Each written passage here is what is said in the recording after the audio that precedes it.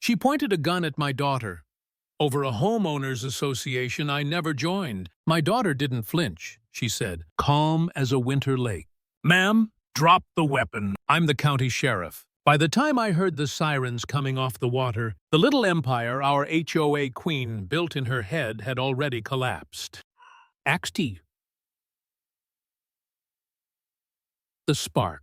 Name's Frank Clark. I'm a retired engineer with too many half-finished projects and not enough excuses. My wife, Sarah, and I moved to a small cabin at Silver Lake because we wanted quiet morning coffee on the steps. The smell of cedar, loons calling at dusk. I patched the dock, stacked some cedar boards beside the garage for planters, told myself the noise in my chest was finally going to settle. For 3 weeks, it did. Then a golf cart with yellow hazard lights came whining up my driveway like a tiny cruiser on patrol. It stopped hard enough to chirp the tires. Out stepped a woman in a white windbreaker, hair shellacked into a blonde helmet, black sunglasses even though the sun was behind the pines. Clipboard hugged to her chest like a badge. Carol Peters, she said, crisp and practiced. President of the Silver Lake Community Association, she handed me a 3-inch binder and a smile that didn't reach her eyes. Dues are $500 annually. Sign within 30 days, and we'll prevent misunderstandings. Appreciate the info, I said, trying to keep it neighborly. We'll look it over. That night, I did. I looked over everything. County maps, plats, deeds, tax records. Turns out my lot was cut from an old parcel back in the late 70s the association formed in the early 90s. Lines were clear. They didn't own me, my dock, or my wallet. Jurisdiction ends at their property line. Next morning, there's a bright slip tucked under my wiper. Violation. Unapproved exterior materials. It had a photo of my cedar boards stacked beside the garage. $50 today. Doubles every 7 days. A handwritten note at the bottom. This is your only friendly warning. See, Pete. Friendly, I said out loud, alone in the driveway. I moved the boards into the garage, not because I had to, but because I didn't want a war starting over scrap wood, except it wasn't about wood. The golf cart drove past twice a day, lights blinking for nobody, like she expected applause. The clipboard became a constant. Neighbors started showing up with little stories. Mr. Patel across the road, quiet guy who builds furniture in retirement, said she complained about his doorbell camera. Tom, who paddles a green canoe every sunrise, said her patrol timed him like he was trespassing on his own water. Everyone shrugged in that tired, I don't want trouble way people do when they've learned to live under a thumb. I kept my head down, or tried to. A week later, a meeting notice appeared in my mailbox with a dare disguised as an invitation. I went. Folding chairs, stale coffee, 3 volunteers on a dais, under a banner that said, Community Pride. Carol ran the gavel like a metronome. Order, order. First item. Exterior surveillance. She squinted at me over the sunglasses. All cameras must be pre-approved. My cameras face my door and driveway. I said, that's not your jurisdiction. Murmurs. Mr. Patel lifted a hand. Half of us have doorbell cams. Carol banged the gavel, called it disruptive, then smiled in my direction like she'd just laced a hook through a fish and planned to let me swim myself. Tired. That night is when the note started. Short, block letters. Slid under my doormat or wedged in the screen. Out.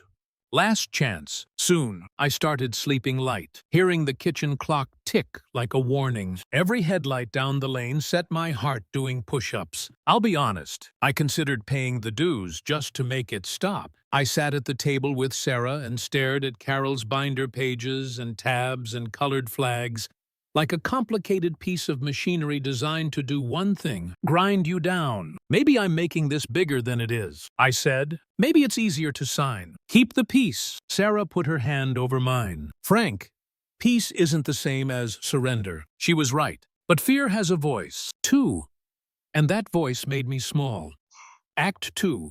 Escalation and the turn. My daughter came home on a Friday. Emily, steady eyes, hair pulled back. Uniform folded in the duffel because she doesn't wear the job into family time. We ate on the porch. Grilled chicken, corn, the soft sound of paddles somewhere out past our dock. I told her the whole story. She didn't interrupt, which is how I knew she was listening like a cop. Collect facts. Then, the feelings. Dad, she said at last, this isn't neighborhood rules. This is harassment and impersonating authority. Document everything. Don't engage alone. I laughed, a short, breathless sound. Because that's my girl. Straight to the point. You want me to put on a body cam? Doorbell cam. Driveway cam. Keep a log. Screenshots of notices. Photos of the golf cart on your property line. And when you've got enough, we walk it into the sheriff's office. If there's proof, there'll be cuffs. Feels dramatic. I said, so is threatening people with fake power. She said, bullies count on you wanting to be polite. The next week was a clipboard parade. Photos, notices. Carol lectured me in my own driveway about community standards, about how my dock needed inspection, about how my membership would make all of this go away. I repeated the same line every time, calm and simple. You don't have jurisdiction over my lot. Behind us, the doorbell clicked and the camera beeped, and the little red light did its work. I pulled county plats, highlighted the lines, printed the decisions where courts told HOAs exactly where their power stops. I built a file, thick and tidy, with dates and times and quotes. I felt that old engineer part of me wake up, the part that says, there's a right way to build things so they don't fall and kill someone later. When the file was ready, Emily and I drove it to the sheriff. We didn't make a scene. We didn't ask for retaliation. We asked for clarity and safety. Sheriff Larkin, broad shoulders, tired eyes, flipped through the stack and grunted, if this is as clean as it looks, we'll handle it. In the meantime, Mr. Clark, don't take the bait. Bait. People who need power more than truth will keep poking until you either swing or surrender. Don't do either. I tried, but bullies don't always wait for the paperwork. It was late afternoon a few days later, that witching hour when the lake is quiet and the light goes copper. I walked the narrow trail that drops to our boathouse, stones set into the hill like old teeth, ferns brushing your knees. I could smell the lake before I saw it. Carol stepped out from the cedars like she'd been waiting. Golf cart wedged sideways across the paths. Sunglasses, windbreaker,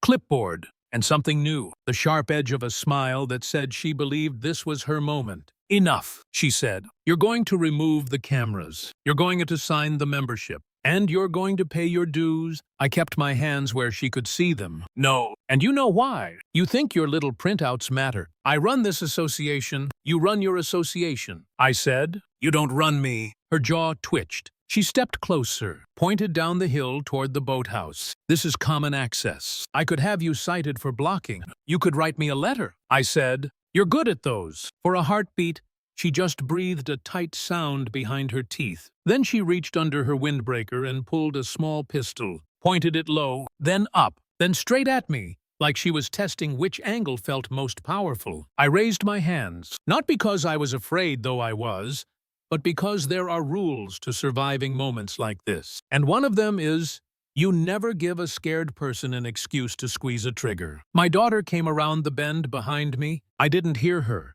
That's how quiet she can be when it matters. She took in the scene in a blink. The angle of Carol's elbows, the distance, the slope of the trail, my hands in the air. Her voice didn't shake. Ma'am, Emily said, clear and firm. Drop the weapon. Carol flinched, swung the muzzle toward Emily. Back up, she snapped. This is private security business. Emily showed her hands. Slow. County Sheriff, she said. Drop the weapon. For the first time since I met her, Carol looked unsure. A crack in the glass. She didn't lower the gun, but her arms softened. She glanced past me toward the lake, as if the water could tell her what to do. Then the sound rolled over the trees, a siren, low and then rising, bouncing off the boathouse and the dock and the inside of my ribs. Blue strobes broke through the brush up on the lane. Deputies moved like water takes the shape of a jar. Quickly, cleanly, filling the space without spilling. Weapon on the ground. A deputy called, now. Carol's mouth opened and closed. She looked at the golf cart, at the clipboard, at the badge she didn't have. She set the pistol on the path like it burned her fingers. Hands where we can see them, the deputy said. She raised her hands, still holding the clipboard like she wanted to staple the sky together. Emily stepped past me. Professional now, eyes on Carol, voice steady as a metronome.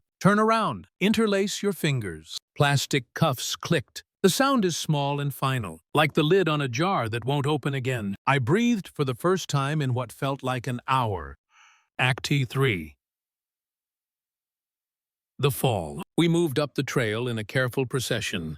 Deputies, Carol, me. The lake was suddenly loud with small things. A motor somewhere far off. A woodpecker. The wind through the birches sounding like paper being turned. At the top, patrol cars washed the pines in blue. Neighbors gathered in that same hush people bring to the side of the road after a fender bender, curious, sympathetic, relieved it isn't them. Mr. Clark, one deputy asked, do you have documentation of prior incidents? I handed him the file. I'd built maps, photos, prints of notices, timestamps, the works. He flipped the pages like he'd been waiting to meet them. Thank you, he said. This helps. Carol found her words just then, a tumble of them, fast and high and indignant. This is harassment. I am the president. He refused to comply. He threatened our community standards. Ma'am, the deputy said without looking up from the file. You pointed a firearm at a peace officer. It's a misunderstanding, she said. And for the first time, I heard it. Panic beneath the brass. Is it? Emily asked. Not cruel, just the truth shaped as a question. The deputies did their careful work. They read rights. They logged the weapon. They photographed the golf cart with its ridiculous hazard lights, the way it blocked the trail like a toy roadblock. They took a report from Mr. Patel because, of course, Carol had tried the same song on him. They asked Tom if he had ever been stopped in his canoe by a woman with a clipboard on a dock. He laughed once, without humor, and nodded. Mr. Clark, Sheriff Larkin said when he arrived, we'll follow up. For now, go inside. Get some water. You're okay. I'm okay, I said, and meant it for the first time in weeks. They put Carol in the back of a cruiser. She looked smaller with the glasses off, just a tired bully walling off the part of herself that knows exactly what she did. The door closed with the same small, final sound as the cuffs. No victory lap, no neighbors cheering, no dramatic music swell, just a quiet lane and the soft clap of lake water against wood as the blue lights moved away. I stood at the top of my steps and looked down through the birches at the path where she'd pointed a gun at my kid. I thought about all the little ways she'd tried to make the world smaller. The notes, the fines, the threats dressed up as rules, and all the little ways we'd refused to shrink. Sarah came out and slipped her arm through mine. We didn't say anything. We didn't need to. Peace isn't a parade. Peace is the space that returns when the noise leaves. I left the cedar boards in the garage another week, not because Carol said so, but because I wanted the sound of this day to finish echoing before I started hammering something new. A week later, a deputy called to say the case would move forward. Brandishing, menacing, impersonation. A whole string of charges I didn't memorize because the important part had already happened. The spell broke. The golf cart stopped patrolling. The notes stopped appearing. The neighbors started talking to each other in full sentences again, instead of glances and half smiles. Tom paddled past at sunrise and lifted a hand. Mr. Patel brought over a piece of maple he'd been saving and said it would make a fine bench for the dock if I had the time. I did. Turns out, you get a lot of time back when you're not living in someone else's idea of fear. Emily swung by on her day off. We sat on the steps with coffee. You mad at me? She asked, half teasing, for not telling you I was coming down the path. I'm mad you didn't let me pretend I protected you, I said. She bumped my shoulder with hers. You did, Dad. You kept your hands up. You kept your head. You kept the receipts. We watched a heron lift off the marsh and fold into the sky like it had rehearsed the move 1,000 times. Maybe it had. Maybe staying calm is just a kind of flight we forget we know how to do. Sarah leaned in the doorway and said, So, about those cedar planters. I smiled. Let's build them. Our way. We didn't celebrate. We didn't post a victory photo. We just got out the tape measure and a pencil and started marking boards while the lake breathed in and out, like nothing had ever tried to make it smaller.